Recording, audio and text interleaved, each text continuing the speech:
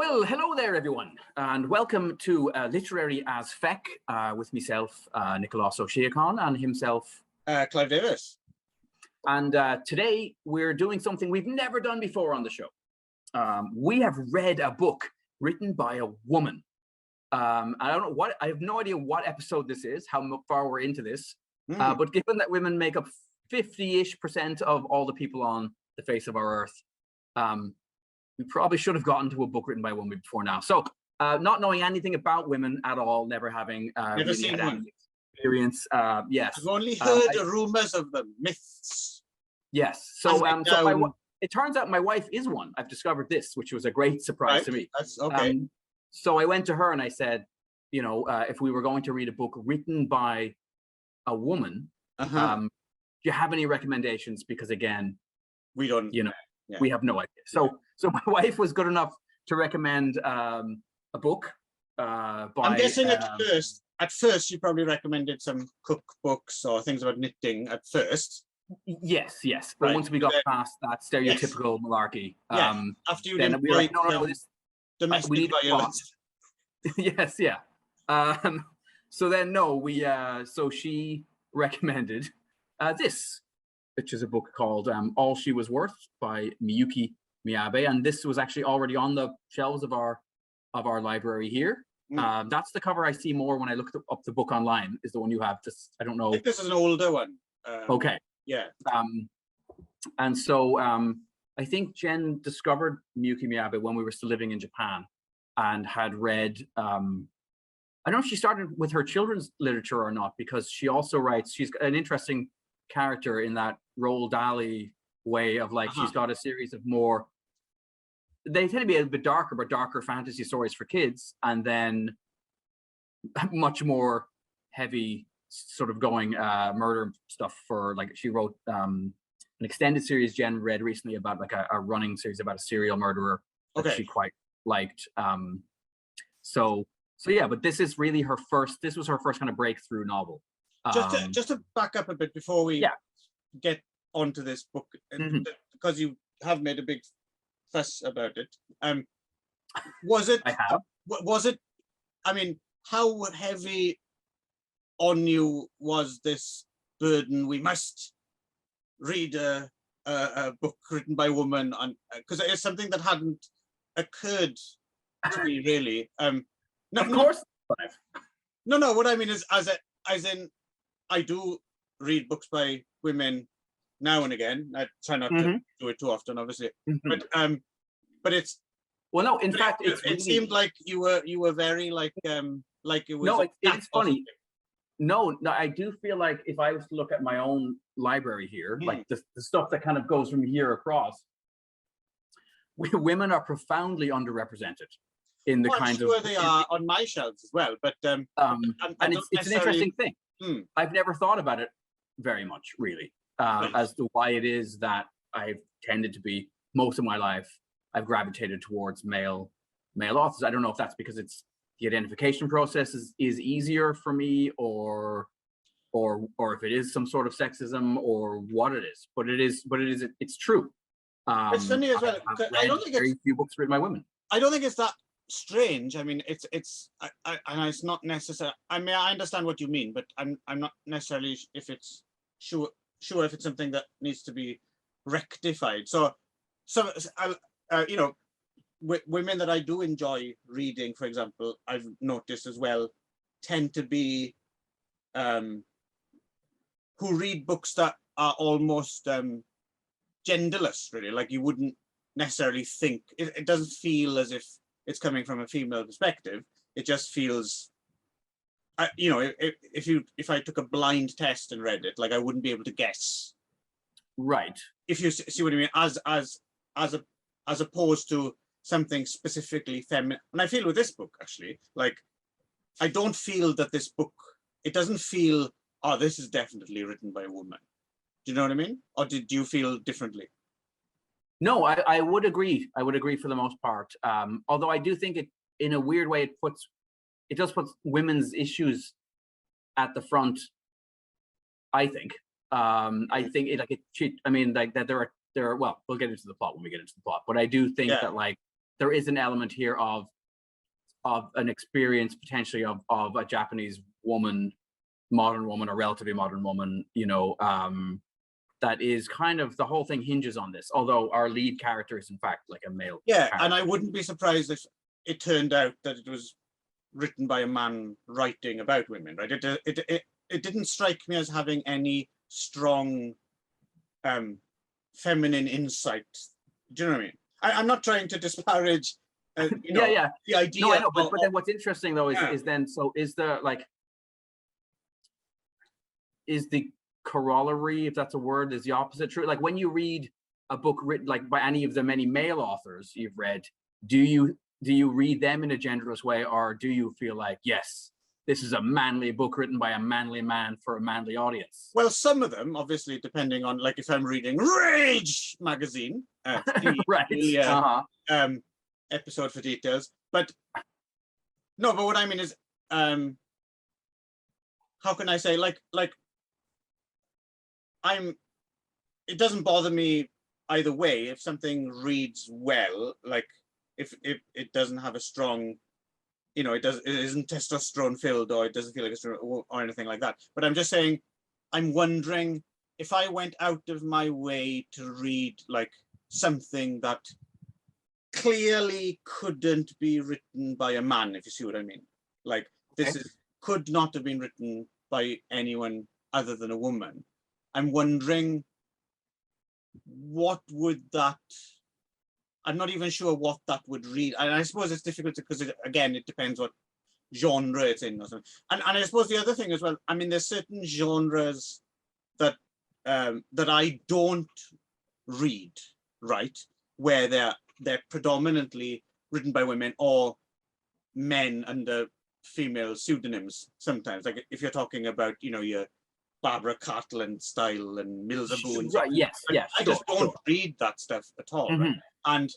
And for whatever reason, I don't think it's, I don't think it's sexist to say that that's more feminine literature, right? That seems to be things that women are more, I mean, not many guys read romance literature, right? It is predominantly women who read and write. Right. Although, I mean, and I have no interest in it. Is it still read? I mean, I guess I don't know enough. It is still a highly read. If you're in that, I mean, for instance, my mother reads that stuff, right? And she's right, but your mother is not 20.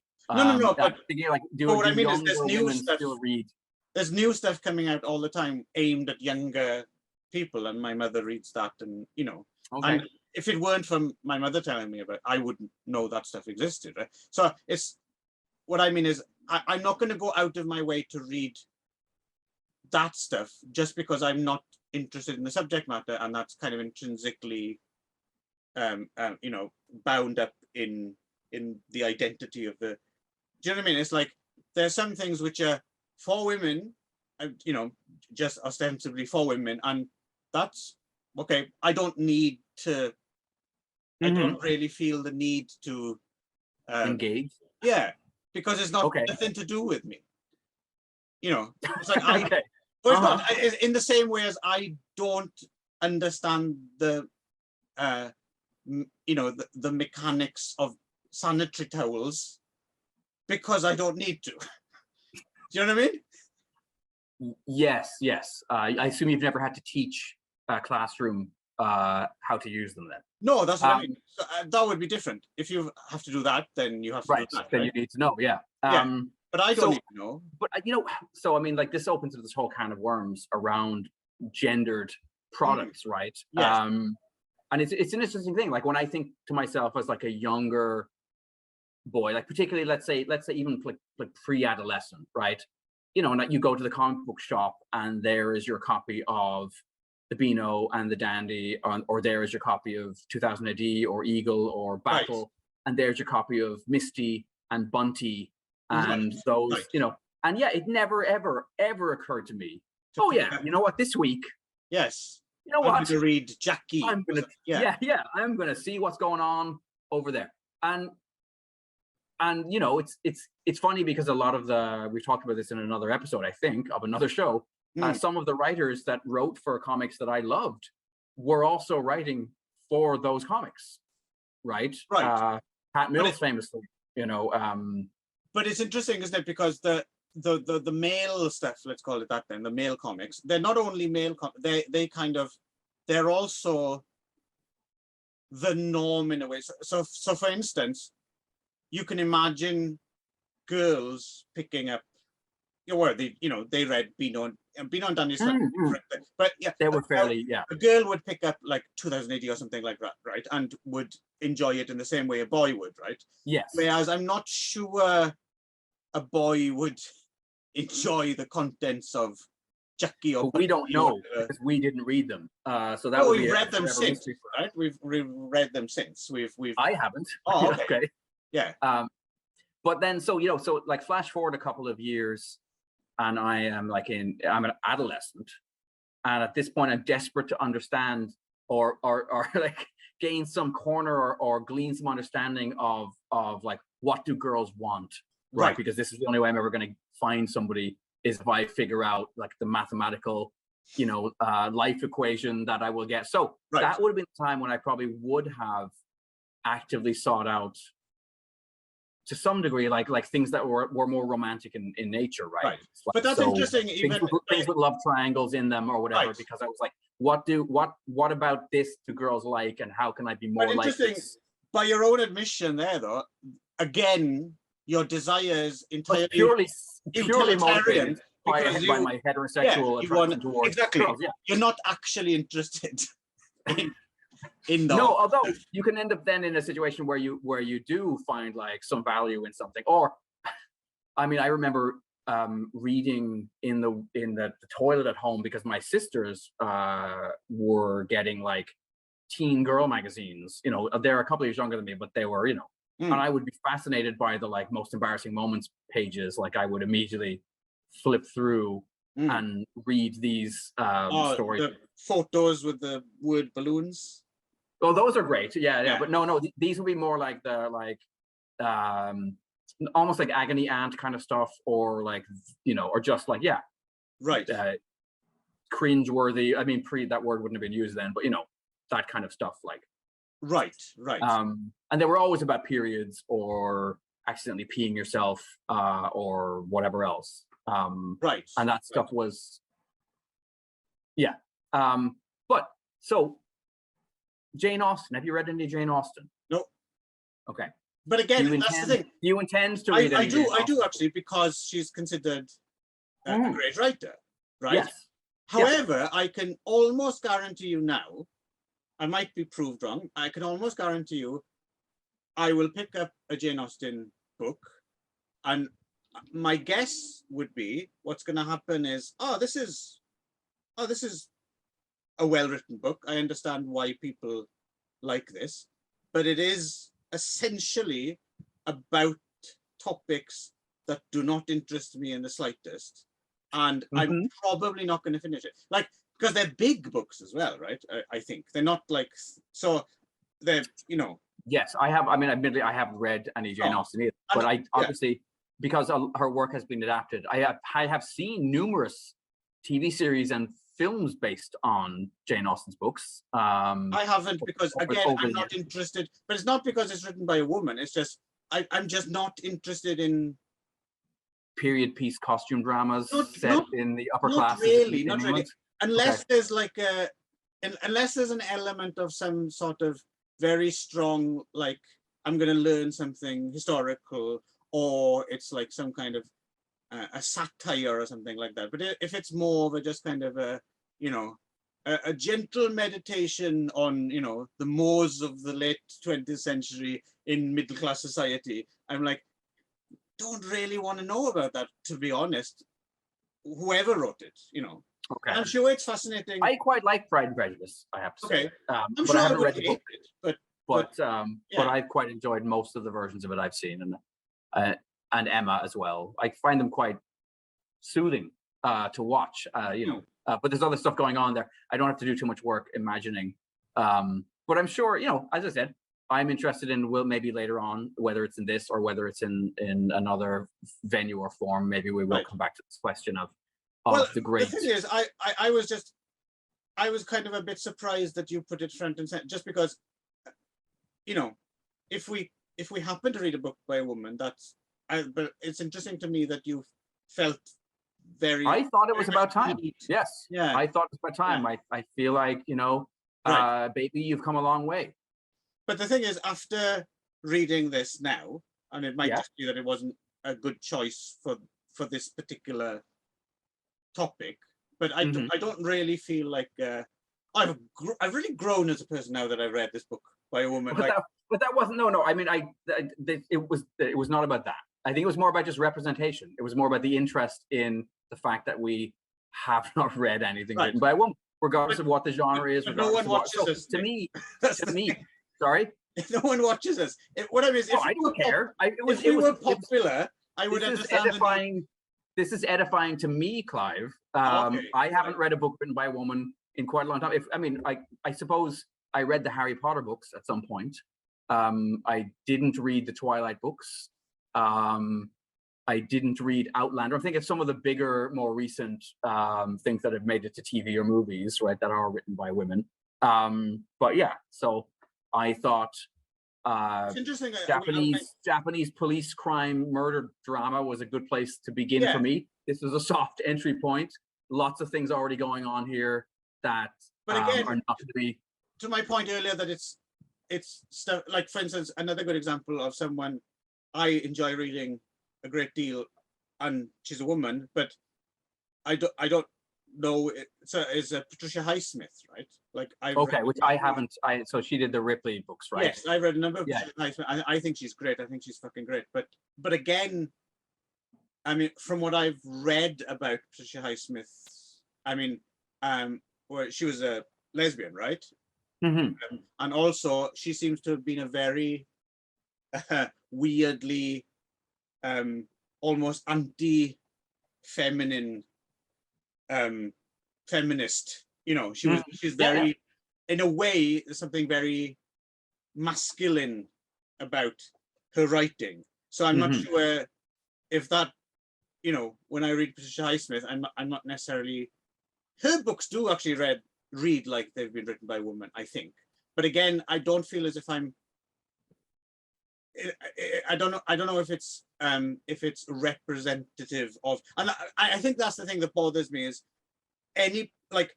none of these books, those books, this book, it's unfair for it to be it representative. No. People are people, right? We know that's this. The thing, right? But all of the people that we have been reading up until now have had dongs. And so I was just interested in potentially reading a book by somebody who didn't. Which, you know, in a way segues kind of comfortably into the book we're going to talk about in our next episode. But in any case, but I agree with you. As I said, it is more about just MIYUKI MIYABE is an author. Right, exactly. In a way, it makes no difference, really. I'm slightly wary of. I know what you mean. I understand the impetus, and it's very it's admirable.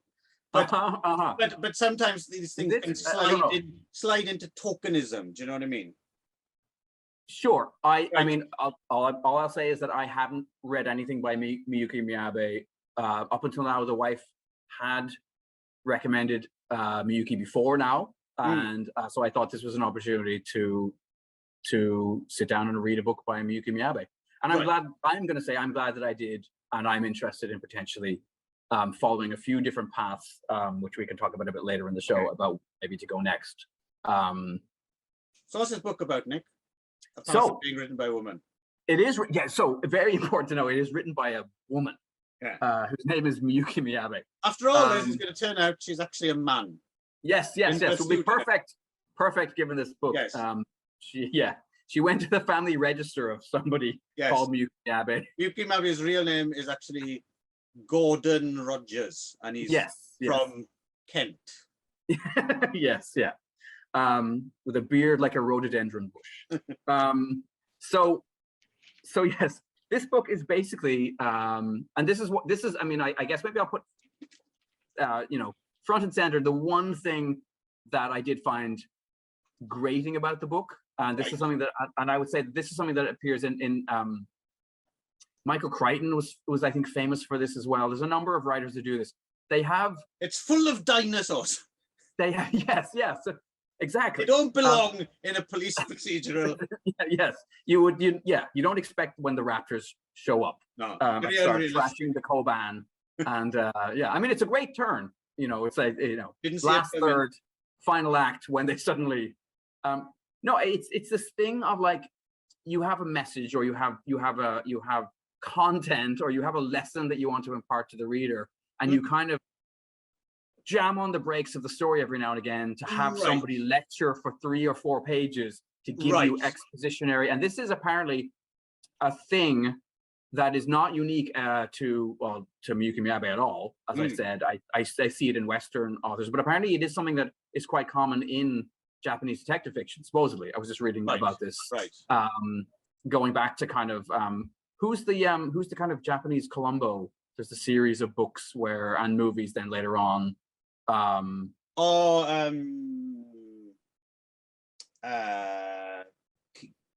Kindaichi. Yes, yeah. Apparently those books were quite famous, and even back to Edogawa Rampo, like quite famous for suddenly hitting the brakes and giving you pages and pages of expository dialogue. I don't remember. I read what's the one that's translated into English? The Inugami family, right? Yeah. Me too. I don't remember anything about it. No, but I don't remember that being a thing. You're quite right. It is. Who's the character in the Austin Powers films? Is it Basil Exposition? Yes. I know what you mean. In this case, it's that the guy in the ramen shop. Yes, who suddenly gives you a lengthy lecture. Let me tell you how it works. Which also, I think it doubles down, and we'll get to this, but I think also because this book has kind of dated somewhat, like that stuff's not really that, like the way he explains all that stuff about the, predatory lending. So commonplace now, and just so like, everyone knows about that it's not the revelation that it might have been when this book was first published, I think. Right, which is 1992. It's quite a while ago. Really early on in this whole thing. But then I have to rescue my trousers. It suddenly started raining. Okay, all right. You go. Why don't you explain what the book's about? You go save your trousers, Clive. So, in the book, there is a character who is not a retired detective, police detective. He is kind of on a leave of absence because he's had, I was going to say an accident, but getting shot is not really an accident. He's been shot in the line of duty, and he's now walking with a pronounced limp, and he's taken some time away from the job. And he gets a visit, and I'm going to look up the names of these characters here on. So his name is Shunsuke Honma. Safe. Okay, excellent. Your trousers are safe. Shunsuke. I'm going to rescue another item of clothing now. Carry on. Well, you go ahead. Shunsuke has a 10-year-old adopted son called Makoto. His wife, Chizuko, has died in a car accident just a couple of years before the book takes place. And basically, he has a family member that he hasn't seen in quite some time. He's actually a son of his deceased wife's cousin. So it's quite in fact, there's a running gag in it about what exactly is this person's relationship to him, what the name for that would even be. He shows up to sort of say, my fiance has done a runner. She's run away. I don't know where she is. And so Shunsuke, who is our detective character, he basically takes on the job of trying to find this missing. So her name is Shoko Sekine, I think. It has genuinely just started raining as well, by the way. That wasn't my attempt to sabotage and bring a book about a woman around to laundry. Oh, yes. I wasn't trying to do that. Classy, Clive. Classy. I couldn't, I couldn't let it go. Yes. So Shoko, as it turns out, basically, her new fiance guy has had her apply for a credit card in her own name, and it turns out that immediately it comes back that she has all kinds of credit history problems. He confronts her about this. She panics and flees and disappears, and basically he asks his whatever this relationship is between them. Just as I said, there's some familial thing, but it's like really tenuous, and they even keep making jokes about how what exactly is this guy's relationship to the detective, right? He's like the son of his deceased wife's cousin. And so he keeps asking people like, is there a name for this? Like, what's the... Right. Yeah, it's anyway. one of those kind of running gags that probably runs a little bit longer than... Yes, than it needs to. Yeah. So, and quite funnily enough, this guy, quite early on in the whole process, just goes, fuck it, I don't care anyway. Like, he just gets mad when some information comes back that he doesn't like hearing about. And the worried fiance disappears out of the book. Yeah. Completely, quite early on. Kept waiting for the scene where he comes back a bit contrite and apologizes, and then but no, never happens. He just cuts it off, right? Yeah. And so as the story unfolds, it turns out increasingly there's greater and greater suspicions on the part of the detective that this woman, Shoko Sakine, who has disappeared, isn't in fact Shoko Sakine at all. Right. She is another Spoilers. woman. Yeah, big spoilers. Another woman entirely who has taken her place. It's partly around the fact that pictures of the real Shoko show her having crooked teeth and not being quite the glamorous stunner that this Shoko is. And so he did identity theft. Story. Yeah, quite an early one, really. And part of the whole one interesting element of the story is I think people who don't live in Japan don't know how difficult a crime that is to actually pull off in Japan, where you have these family registries, where basically you have to, I mean, I don't even fully know how they work. You might know more, Clive, about how you get... What's interesting, what comes across from this book as well, and it's something that might have changed a little bit in recent years, but there's probably, for a lot of people, it's probably still surprising quite how much stuff in Japan is trust-based. Like, so there's a lot of things here where, people aren't vetted properly necessarily, just because people are given the benefit of the doubt, right? Unless there's reason to look in someone's, there's a whole part where and say, I've been in prison, or I'm a criminal, or something, or I have a criminal record, then you take people at their word, and that still exists to a certain extent here, certainly more than it does in many other countries. I think people would be surprised, and I'm still, because it's wide open. In some ways, Japan is so wide open for someone to come in and exploit that goodwill. And it's still surprising to me how little of that there has been. Like, there hasn't been some crime of the century where a certain level of sophisticated criminals have come in and taken advantage of a very old-fashioned Right. And it's interesting because, I mean, in fact, at one part of the story, it turns out that, like, he finds a resume that I think it's the fake Shoko has created, and all of the jobs in it are all fake jobs with fake contacts, and clearly the place she was working for never bothered to contact any of them. They just took it at face value. Well, she wrote this down, it must be true. Right. That's what I mean. So it's like this would be so easy to for this not to have happened, but it's just like like I said, no one, people take you at your word, and that's...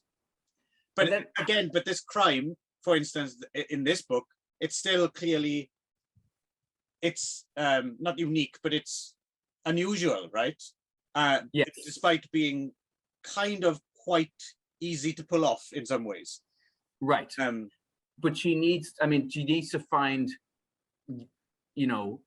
people who don't have big families.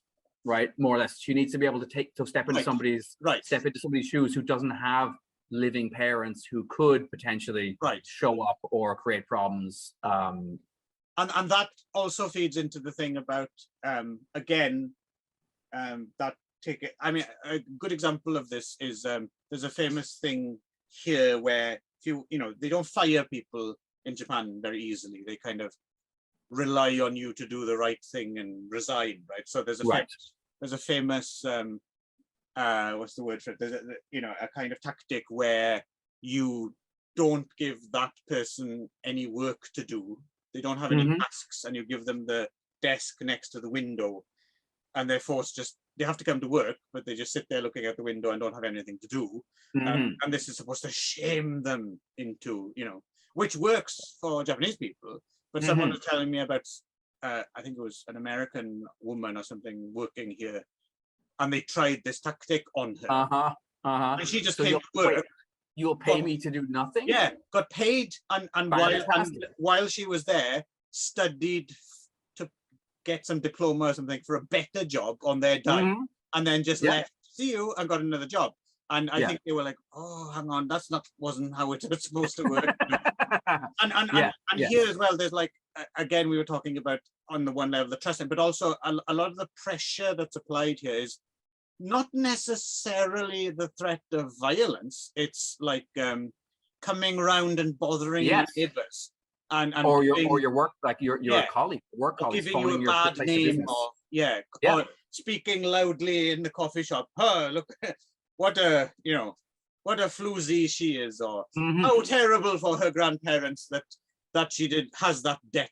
What's she thinking? And it's just like, oh no, that seems to be much more effective and grind someone down slowly than just we're going to break your legs if you don't pay up. It seems like, I mean, a lot of the loan sharkery stuff, it is a kind of a slow burn harassment, and it is based in people's ability to feel shame. I mean, you couldn't work this on a Donald Trump, right? No, somebody who doesn't have a sense of shame, right? Well, Somebody famously, he has, all he ever did was pulled off all sorts of bankruptcy scams and his entire life. And it's not going to be made to feel bad about it. No. But what's also interesting is so you lent me a book, I think, years ago about the subway, the sarin gas attacks in the subways and my biggest takeaway from that book was that's a group that understood how to game a system that depends on people doing the right thing and follow, like reading the wa in the room and following directions. And they were just like, no, fuck it, we're not going to do that. If you attempt to ask any questions about where your family disappeared to, we're going to sue you for harassment. We're going to sue the police for harassment. And everyone was kind of like, okay, never mind then, I guess. There's stuff in that book as well where they point out that it's almost like it's a 21st century cult being investigated by a 1950s police force, right? Yes, exactly. And so it seems like they just didn't know what to do. In the same way, I think, honestly, the presidency of Donald Trump was kind of the US realizing, oh, hang on, we have these guardrails, but they only work if people agree that they'll stay within them. Right. And now they don't, we don't seem to have a recourse. And they still don't seem to have a recourse. I will see what happens in the next 4 years. So if somebody refuses to play by the rules, and then there doesn't seem to be a stick with which to, beat them, what do you do? So, anyway, I don't know how we haven't strayed too far off. I think the basic plot of the story, right? So anyway, Donald Trump steals this woman's identity. Yes, exactly. No one seems to notice. In order to open up the orange Trump and pachinko parlors, basically, as part of a plan to corner the market. Basically the book. So the questions start to become: well, was the first woman in on this? Did she sell her identity to this second woman who's taken over? And then there's a murder investigation. There's a murder potentially of this first woman's mother. And then we start getting, well, or was this woman herself murdered? so that this woman could take her place. And I don't necessarily think we want to spoil, because that's part of the fun of reading this book, is the slow untangling of these things. And I liked the fact that we have this cop. I mean, it's maybe standard cop stuff, but the cop who's out of work, with a limp, with the dead wife, the son, like he does make him a sort of a sympathetic figure, right, maybe slightly stock character stuff, but it worked for me. Yeah. And then one of the more interesting characters is like this does kind of even like do a couple of just one more things as well, doesn't he? Yes, yeah. He doesn't say to anyone, "My wife loves your books," though, but almost, right? Right. Yes. Right. There's a few of I guess there's a few scenes that really jumped out at me. That like there was one where, and it's kind of like,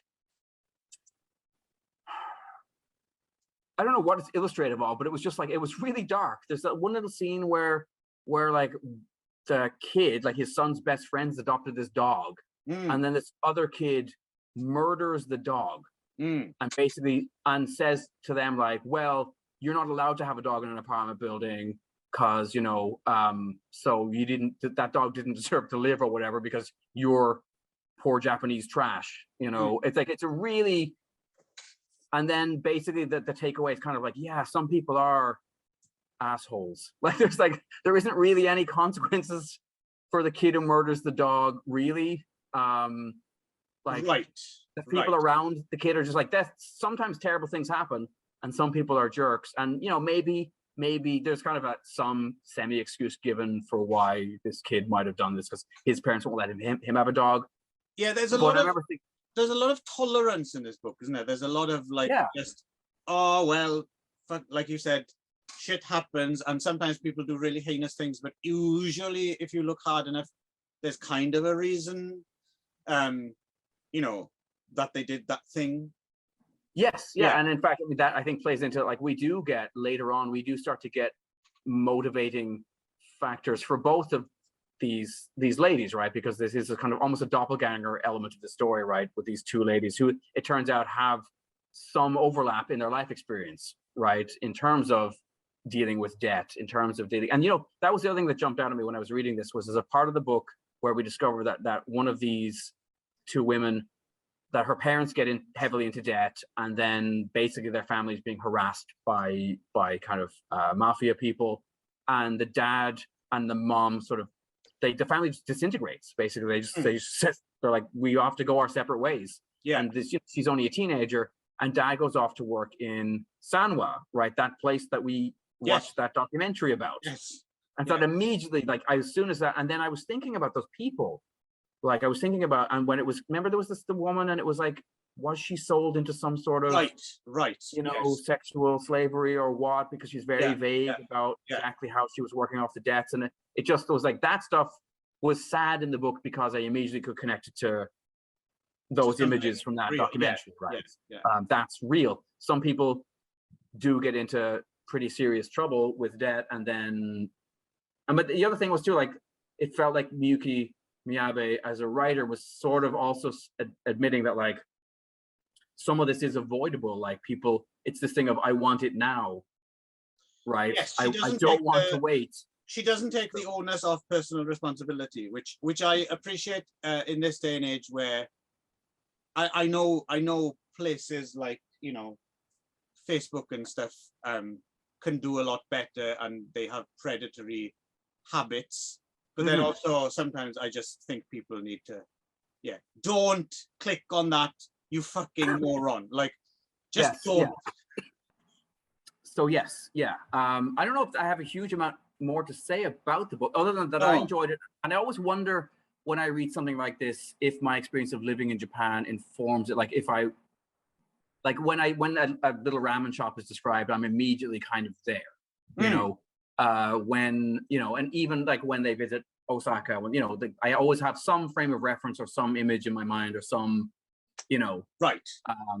What's crazy, what you forget too. So there was a part where they, quite early in the book, where somebody mentions, oh, it was at one of those little kiosks, those little shops that they have on the platforms in train stations where you can buy. And I was like, why have I not thought about that for 10 years? I completely forgot that you could buy drinks and stuff and curry.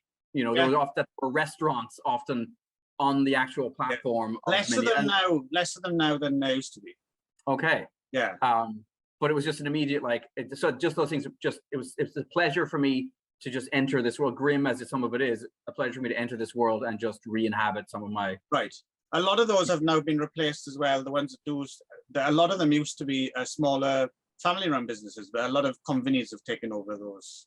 Oh, okay. As well now. So yeah, there's less of the little curry mom and pop newspaper and go get your noodle shop. You can grab a quick bowl of soba before you jump on your train, or the standing eat was a big part of my Japanese life, was shoveling like soba and ebi tempura into my face with like 5 minutes to spare before I had to get on the train. Because you might, heaven forbid, have to wait another 5 minutes for the next train. Exactly. But no, so, I mean, for me, this book was, I think it's probably a little bit too long for what it is. It's not a hugely long book, but I could have done with maybe 50 less pages, maybe. Wouldn't disagree. Yep. And I don't know, I read it all the way through and I enjoyed reading it, but I don't know, it's not really, it's not as, I mean, there's 1,000 books like this, right? I mean, there's a lot worse than it as well, and there's a lot better, but it seemed very, like, it's a very well written, but entirely unexceptional police procedural. And I'm happy to read this kind of thing. This is exactly the kind of thing that goes well with a bowl of nuts and a beer in the bath, And if I'm enjoying myself, I'll stay in the bath until I become a prune, and I press the call button, and my wife has to bring me repeated refills of beer, right? Nice. But it's not necessarily like a memorable book that I'm going to recommend to other people. Is how I felt about it. Now, did your wife end up reading it? Because you talked at one point that she might read the Japanese version. No, she does have a copy, but no, she's in the middle of reading some other stuff, so she wouldn't have had time to read it along with us. But she's read other MIYABE stuff, which she likes. So I'm kind of interested to read some. I mean, I'm certainly not writing off MIYUKI. It is a perfectly fine book, but no, I'd be interested to read maybe something that maybe is considered better than this, or like more exceptional, or it's a masterpiece or something, It's possible that this, I mean, one of the reasons I suppose this has the reputation is this is really her first major work, right? I'm surprised actually that it was, because it got translated, like this copy I have, for example, is from 1999, right? And apparently the English translation came out in 1996, and the original book Kasha only came out in 92, right? So it's one of those things. I wouldn't be surprised if she'd have written a better book later, which got translated, and then people went back but what's surprising to me about this book is that it got translated almost immediately. And I'm not quite sure why that is, because I'm pretty sure the same year there must have been at least another dozen equally as good books by other writers. So I'm not quite sure why MIYUKI got the translation treatment so quickly. Because there isn't even, the other thing I was looking at, I went back and I was like, oh, was it adapted for a film which played art houses around the world, and sometimes, but no, there's like one obscure TV movie adaptation of this. It wasn't turned into a, because it seemed like something that would have maybe I missed it back in the day, but there might have been a film in 1995 or something. It slipped under my radar, and that was a hit in art house theaters, and then someone translated, but I couldn't figure out why this got the translation, what made it worthy of it above other similar books. Do you have any idea why? Or No, except unless it was again, we talked about the zeitgeisty stuff before, right? Sometimes something may, for whatever reason, capture a moment in time, and maybe there wasn't a book that really talked about that kind of end of the bubble. Maybe so. Maybe so. You know, I'm guessing that's it, right? Predatory lending, that kind of thing, right? As I said, you know, I remember like Rising Sun comes out like just a few years before this, probably the Crichton book, and that made a big splash. Weirdly, even though it was kind of, it seemed dated when it came out. Yes, as well as racist. But that's slightly less, because I think he was already an established writer, right? So yes. But I'm just wondering, but this was an insider's. This was a Japanese book, kind of in a way dealing with the. Well, it's a slightly different. I'm not sure if they're good comparisons. It's a right. Okay. Yeah. Except they're both kind of, I guess they're both bubble economy books, right? Well, this is more of a post bubble. Bubble. Right. Yeah. But yeah, so I mean, whether that had something to do or not. The other thing I was going to say was I brought up you know, friend zoning elsewhere. Not Chad, friend zone. Right. The That's great. Italian actor. Yeah. But yeah, and this book has two great friend zoned characters. Like there's two males. One is the real Shoko's kind of high school or elementary school, high school best friend, who's male, who it seems clearly was in love with her on some level, right. because even though he's married now, he's still really focused on getting some justice for her, figuring out what happened to her, right? And then there is an ex-husband of the woman who seems to have replaced. That character has an immensely tolerant wife, doesn't he? He doesn't. Yeah, she's he doesn't really go home cool for months. It seems like he's staying in his apartment, and she's pregnant as well, right? So you should probably get home. Yes. They does come up once or twice in the book where other people are like, "Yeah, dude, maybe tend to your business and stop trying to solve the murder of your high school crush." And then then there's the kind of the ex-husband of the woman who seems to have taken her place as well, and he also seems to be kind of crushed by the experience of having been with her, and being kind of, in both cases, these are women who are sort of, their experiences with debt have made them somewhat calloused. You know, they're not able to necessarily return these affections, right? They've had some bad experience, and then, you know, we really see how bad for one of the women. I mean, in that way, it denies anybody being truly a monster, which is what you were saying about these kind of, sometimes Japanese that's will do this. They won't allow you that easy, you know, like that's a good guy, that's a bad guy, that, you know, like there's always some kind of context to these things. Kind of melancholy covering of everything. How did you feel about the ending? Because when it ended, I was kind of like, oh, okay, because it has this moment where we seem to have figured out what's happened. We seem to have cornered the culprit in a coffee shop, and then we're denied the actual reveal of her seeing she's been caught and the confrontation. It just, the book's just like, we know what's going to happen, but we don't get it on the page. Yeah, spoilers, but I didn't think Rosebud was going to be a sledge. Yes. That caught me totally off guard. Yeah. But were you okay with the kind of, I mean, it's not an open ending. It wasn't like they were just like, well, we never did find out who it was. It was okay. I think by the time I reached the end of the book, like I said, because it's a little drawn out, I was just kind of quite pleased that it had finally ended. I didn't feel as if it was gonna, I mean, again, this sounds like I'm damning the book, and I'm not, but I feel as if I'd have finished reading this book like halfway through, like just stopped, I would probably have exactly the same feelings about it than if I'd finished it. Do you know what I mean? Like, the amount I enjoyed it in the first 5 pages was probably the amount I enjoyed it all the way through. Like, it never really peaked or right. It's definitely a slow burn. It doesn't suddenly ramp up it's not a Jim Thompson book. No, where and it's just, you know, it's there are no great revelations or anything really. It's just yeah, like I said, I enjoyed reading it, but you know, I certainly wouldn't read this book a second time. Like I don't think I would get anything out of it a second time. Would you read it again, do you think? No, but I mean, I tend not to read pure mystery books a second time anyway.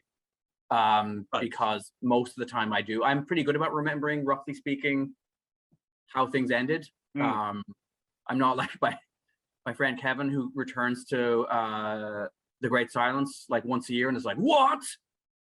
When it ends? What? Well, then you managed to get a spaghetti western in there.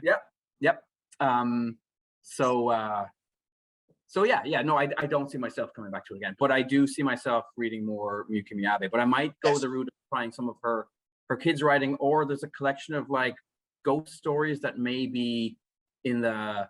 Did you say ghost or goat? Goat, yeah, goat stories about kind of ghost. Oh, right. That's a shame. You got me interested there in kind of it seemed like a modern stories. A modern Kaidan kind of like Lafcadio O'Hearney kind of a thing. I wasn't sure what it was exactly, but Jen has it on her Kindle, and I was like, that looks interesting. I've been looking for another good collection of goat stories. That's all. After I was a big fan of M.R. James's goat stories of antiquary. Right. Yeah. All right. Shall we leave it there? I think we should probably shut up. I would say, for me, I wouldn't say that this is absolutely required reading. No. But I would say it's piqued my curiosity about reading more MIYUKI. I'm certainly not against reading anymore. But maybe something different, maybe. A different flavor. Yeah, starting at as we know, we both know, starting at the beginning is not always the best place to start. It just happens to be. This is true. Yeah. Okay, then I guess until next time,